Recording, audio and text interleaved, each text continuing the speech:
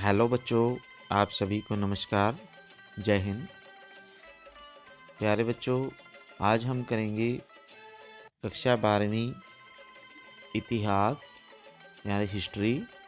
इसमें अध्याय 2 है राजा, किसान और नगर आरंभिक राज्य और अर्थव्यवस्थाएं। तो ये 600 बीसी से 600 एडी तक का हम करेंगे और इस अध्याय के हम ऑब्जेक्टिव टाइप क्वेश्चन आंसर करेंगे, छोटे क्वेश्चन करेंगे, बहुविकल्पीय प्रश्न। तो बच्चों, अगर आपने अभी तक ये चैनल सब्सक्राइब नहीं किया तो ये कर लीजिए, क्योंकि ये पूरी आपकी एक सीरीज़ बनाई गई है जिसमें आपको सभी लेसन्स के ऑब्जेक्टिव टाइप क्वेश्चन आंसर मिलेंगे और आपकी अच्छी से तैयारी होगी। ठीक है, तो चलिए शुरू करते हैं। फर्स्ट क्वेश्चन है, सम्राट अशोक के अभिलेख किस भाषा में हैं?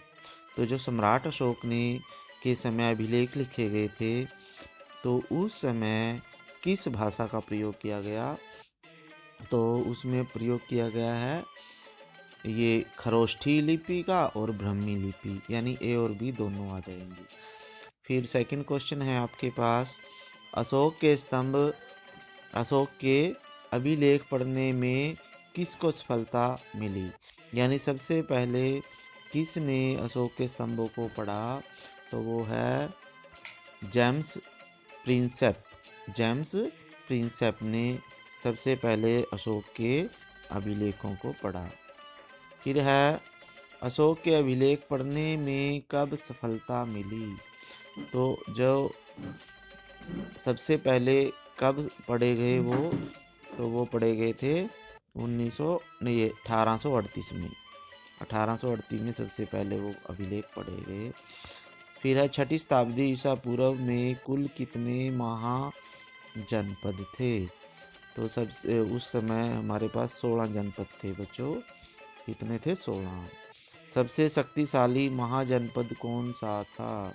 तो सबसे शक्तिशाली था मगध। ठीक है, मगध की राजधानी क्या थी बच्चों? तो मगध की राजधानी थी हमारे पास राजगृह। क्या थी? मगध की राजधानी राजगृह थी। मगध का सबसे शक्तिशाली शासक कौन था? तो मगध का सबसे शक्तिशाली शासक था अजातशत्रु। कौन था? अजातशत्रु।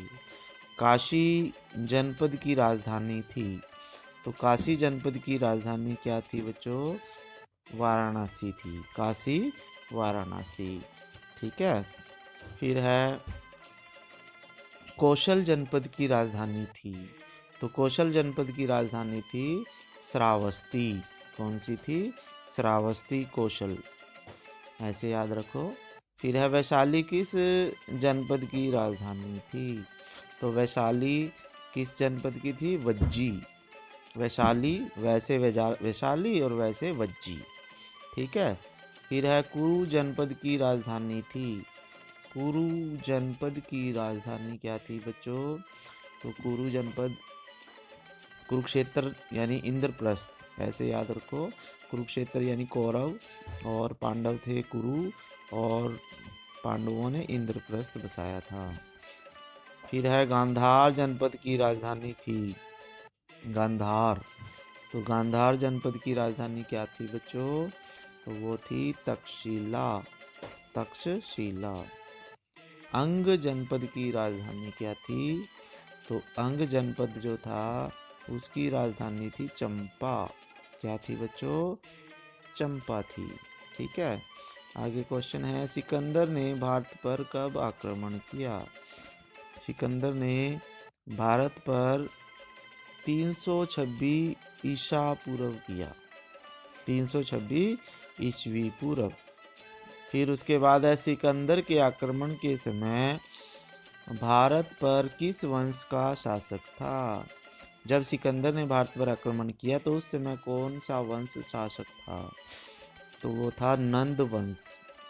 तो नंद वंश था उस समय शासक। मौर्य वंश की स्थापना कब हुई भाई?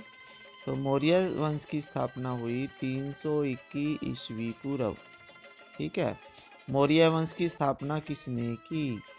तो मौर्य वंश की स्थापना की थी चंद्रगुप्त मौर्य ने। किसने की थी?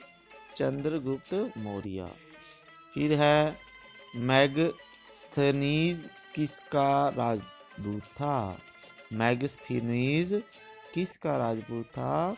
तो वो था सेल्यूकस निकेटर का। किसका था बच्चों? Seleucus Nicator. सेल्यूकस निकेटर का था। फिर है मैगस्थनीज किस मौर्य शासक के शासनकाल में भारत आया था? तो किसके? चंद्रगुप्त मौर्य के शासनकाल में आया था। मैगस्थनीज की पुस्तक का नाम क्या था? तो मैगस्थनीज ने जो किताब लिखी थी, पुस्तक लिखी थी, तो उसका नाम था इंडिका। क्या था? इंडिका। अर्थशास्त्र की रचना किसने की? तो अर्थशास्त्र की रचना की थी कौटिल्य ने। किसने की थी? कौटिल्य। ठीक है। फिर है मद्राक्षर की रचना किसने की? मद्रा मद्रा राक्षस की रचना मद्रा राक्षस की रचना किसने की बच्चों? विशाख दत्त ने। किसने की थी? विशाख दत्त। ठीक है। फिर है चंद्रगुप्त मौर्य कब सिंहासन पर बैठा? तो चंद्रगुप्त मौर्य सिंहासन पर कब बैठा था बच्चों? तो वो बैठा था 321 ईस्वी पूर्व। कब बैठा था? 321 ईस्वी पूर्व बैठा था। ठीक है। फिर उसके बाद है आपके पास मौर्य वंश का सबसे महान शासक था अशोक। कौन था बच्चों? अशोक था।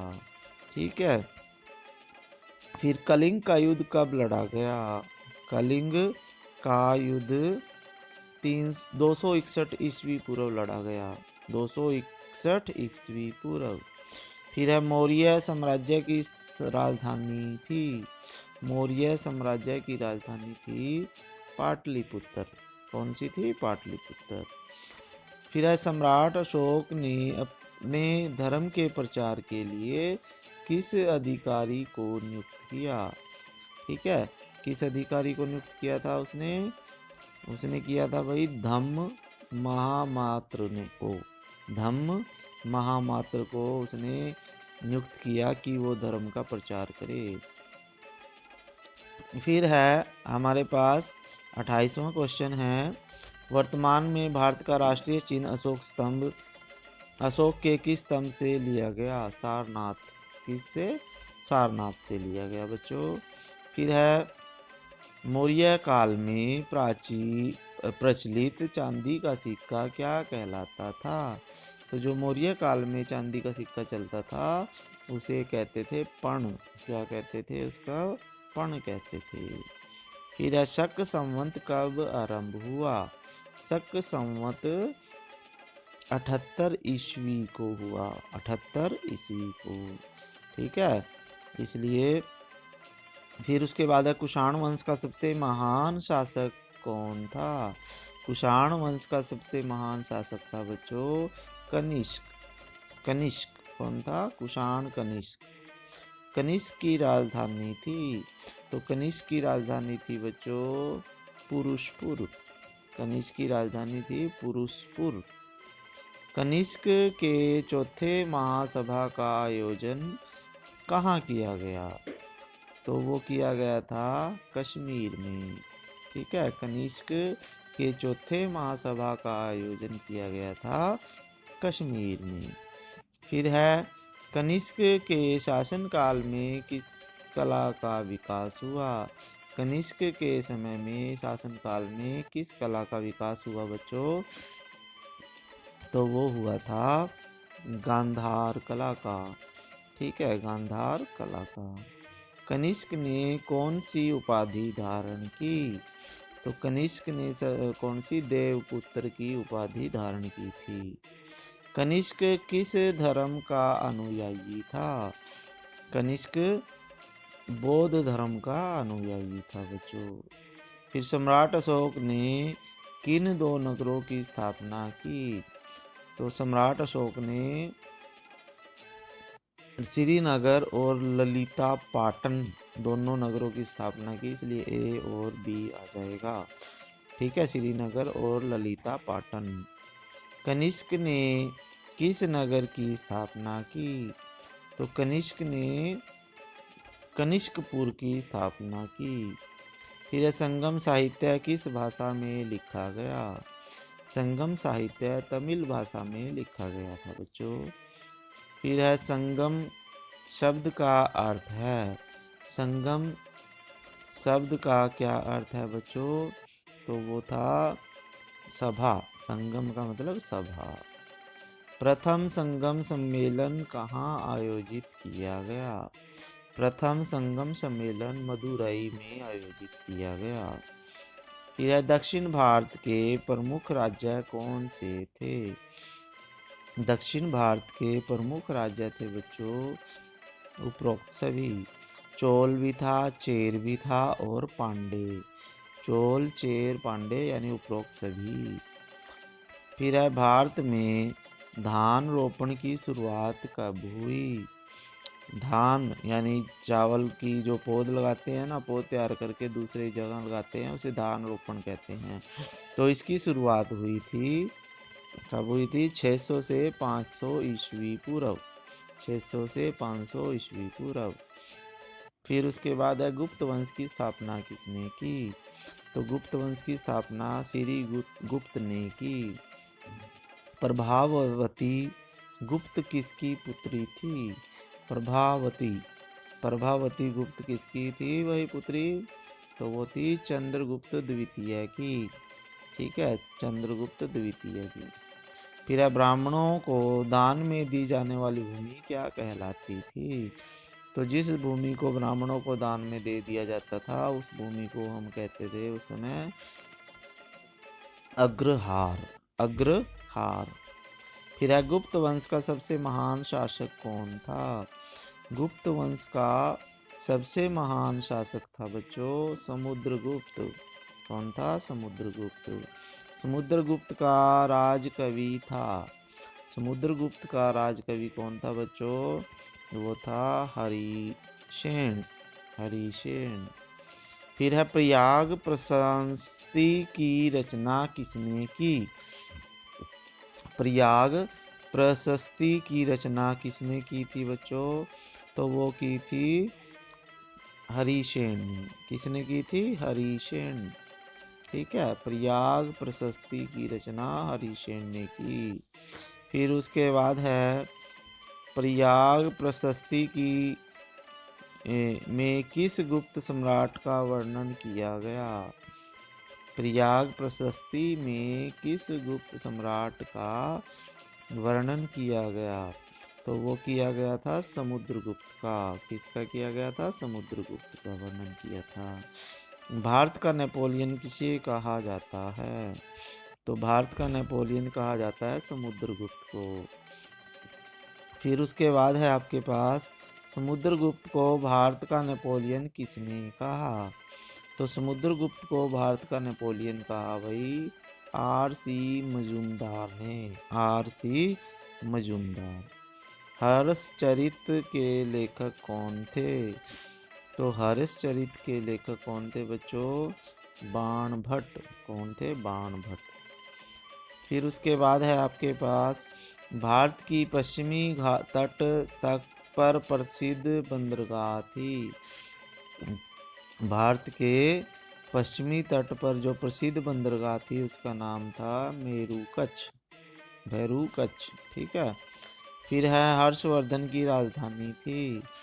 हर्षवर्धन की राजधानी क्या थी बच्चों? तो वो थी कन्नौज। हर्षवर्धन की राजधानी थी कन्नौज। फिर है मृच्छकटिकम का लेखक कौन था? मृच्छकटिकम का लेखक शूद्रक था। कौन था बच्चों? शूद्रक। फिर है कामसूत्र का लेखक कौन था? तो कामसूत्र का लेखक कौन था बच्चों? वात्सायन। कामसूत्र का लेखक था वात्सायन। ठीक है। फिर है महाभाष्य का लेखक कौन था बच्चों? तो महाभाष्य का लेखक था पतंजलि। महाभाष्य का लेखक पतंजलि था। फिर है राजतरंगिणी का लेखक था। राजतरंगिणी का लेखक कौन था बच्चों? कल्हण। राजतरंगिणी कल्हण। कौन था बच्चों राजतरंगिणी? कल्हण। फिर है दक्षिण भारत में बड़े जिम्मेदारों को क्या कहा जाता था? तो दक्षिण भारत में जो बड़े जिम्मेदार थे उनको क्या कहा जाता था? वेलालार। वेलालार। वेलालार कहा जाता था बच्चों। तो गुप्त काल का सबसे प्रसिद्ध गणितज्ञ कौन था? तो वो था भाई आर्यभट्ट। आर्यभट्ट जो था गुप्त काल का प्रसिद्ध गणितज्ञ था। फिर उसके बाद है आपके पास मैगस्थनीज किस देश में का रहने वाला था? तो वो यूनान का था बच्चों। मैगस्थनीज कहाँ का था? यूनान का। फिर है आपके पास देवानापिय और पियदस्सी की उपाधियां किस शासक ने धारण की? देवानापिय और पियदस्सी की उपाधियां किस शासक को दी गई थी बच्चों?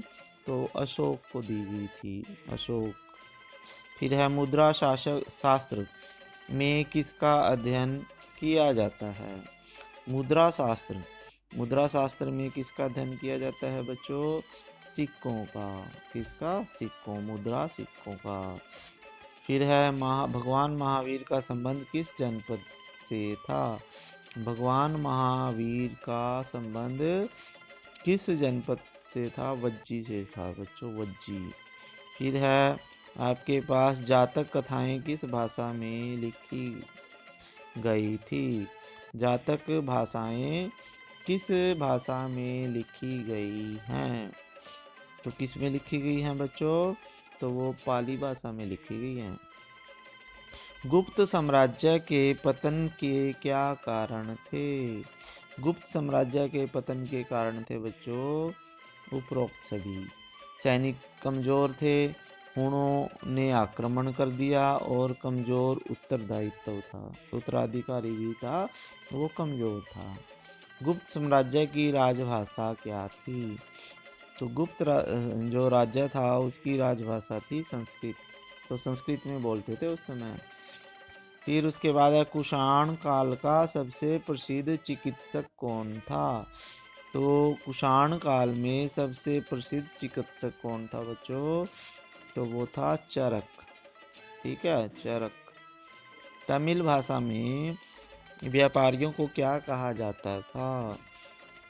तमिल भाषा में व्यापारियों को मस्त धुवन, मस्त थुवन कहा जाता था। मस्त थुवन। मौर्य साम्राज्य का अंत कब हुआ? तो मौर्य साम्राज्य का अंत कब हुआ था बच्चों? तो वो था 185 ईस्वी पूर्व। 185 ईस्वी पूर्व हुआ था। अरबों ने सिंध पर कब विजय प्राप्त की? अरब से जो लोग आए थे उन्होंने विजय ये 712 ईस्वी में सिंध पर विजय प्राप्त कर ली थी। फिर है गुप्त काल में भूमि अनुदान अभिलेख किस भाषा में है? तो जो गुप्त काल में भूमि अनुदान अभिलेख थे वो किस भाषा में लिखे गए थे बच्चों? तो वो लिखे गए थे संस्कृत भाषा में। ठीक है। फिर है ओलिगार्की से क्या अभिप्राय है? ओलिगार्की। ओलिगार्की से अभिप्राय है लोगों के समूह का शासन। ओलिगार्की का मतलब लोगों के समूह का शासन। फिर है आपके पास 75वां क्वेश्चन, हाथी गुफा अभिलेख से किस शासक की जानकारी मिलती है? हाथी गुफा अभिलेख से किसकी जो पता लगता है किसके बारे में भाई? तो वो खारवेल के बारे में। किस शासक के बारे में जानकारी मिलती है? खारवेल के बारे में। फिर है 76 है, प्राचीन काल में व्यापारिक संघ किस नाम से जाने जाते थे? तो प्राचीन काल में व्यापारिक संघों को किस नाम से जाना जाता था बच्चों? श्रेणी से। श्रेणी। फिर है बंगाल एशियाटिक सोसाइटी का गठन कब हुआ? बंगाल एशियाटिक सोसाइटी का गठन कब हुआ? 1784 में।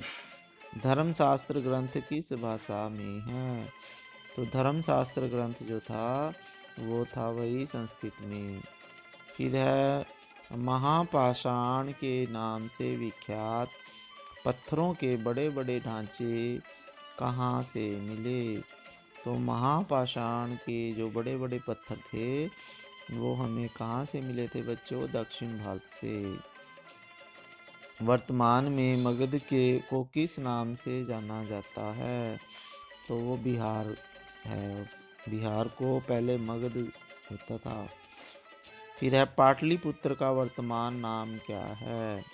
तो पाटलिपुत्र का यह पटना से बना है पाटलिपुत्र, जो बिहार की राजधानी है। फिर उसके बाद वर्तमान में कलिंग को किस नाम से जाना जाता है? तो इस समय कलिंग को उड़ीसा है जो, वो पहले कलिंग हुआ करता था, उड़ीसा। चंद्रगुप्त मौर्य का प्रधानमंत्री कौन था? तो चंद्रगुप्त मौर्य का प्रधानमंत्री था कौटिल्य। कौन था? कौटिल्य। फिर आगे है सुवर्णागिरी शब्द का अर्थ क्या है? सुवर्णा सोने का पहाड़, गिरी का मतलब पहाड़, सुवर्ण का मतलब सोना और गिरी का मतलब पहाड़, तो सोने का पहाड़। सुदर्शन झील कहाँ स्थित है? तो सुदर्शन झील कहाँ स्थित है बच्चों? गिरनार में। सुदर्शन गिरनार। फिर है सुदर्शन झील की मुरम्मत किसने करवाई? तो सुदर्शन झील की मुरम्मत रुद्रदमन ने करवाई थी। फिर है मनुस्मृति ग्रंथ किस भाषा में लिखा गया? तो मनुस्मृति ग्रंथ किस भाषा में लिखा गया था बच्चों? संस्कृत में। ठीक है, तो संस्कृत में उसको लिखा गया था।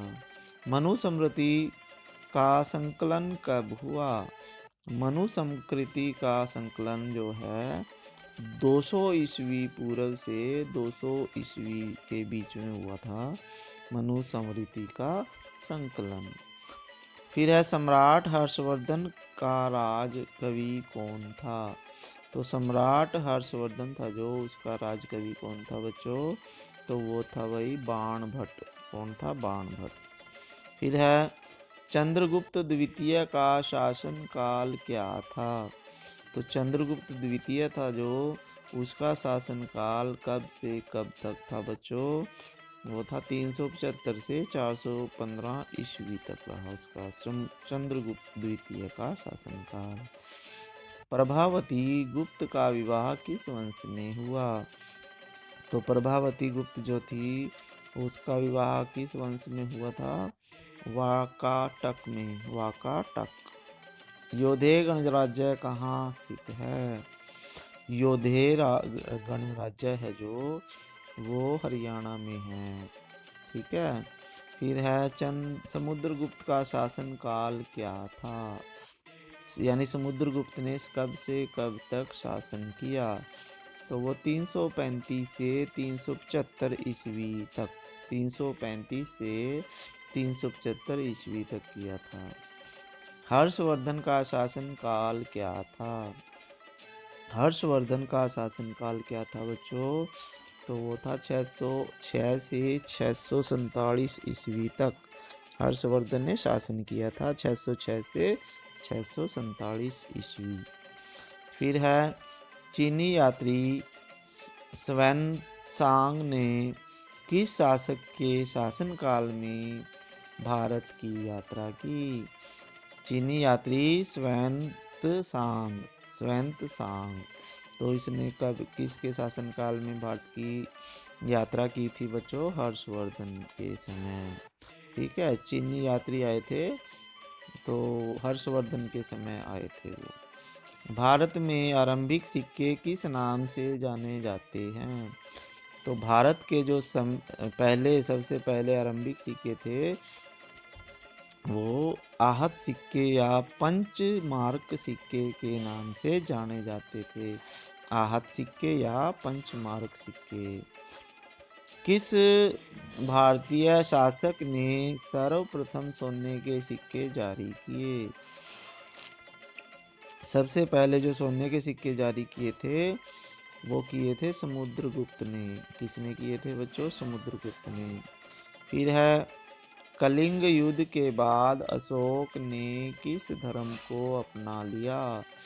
तो कलिंग युद्ध के बाद अशोक ने किस धर्म को? बौद्ध धर्म को अपना लिया था बच्चों। उसने सब राजपाट छोड़ के बौद्ध धर्म का अनुयायी वो बन गया था। फिर है, अभिलेखों का अध्ययन को क्या कहते हैं? तो अभिलेखों के अध्ययन को अभिलेख शास्त्र कहते हैं। क्या कहते हैं बच्चों? अभिलेख शास्त्र। तो अब हम एक क्वेश्चन और करेंगे। तो बच्चों, अगर आपको ये वीडियो अच्छी लगी तो इसे लाइक कर दीजिए, चैनल को सब्सक्राइब ज़रूर कर लीजिए और शेयर भी कीजिए, ठीक है। तो आगे क्वेश्चन है लास्ट हमारे पास, Periplus of Erythraean, Periplus of Erythraean sea का लेखक किस देश का निवासी था? तो वो था वही यूनान का। कहाँ का था? यूनान का। चलो दो एक क्वेश्चन और कर लेते हैं। सम्राट अशोक के अधिकांश अभिलेख किस भाषा में हैं? तो सम्राट अशोक के जो स्तंभ थे वो प्राकृतिक भाषा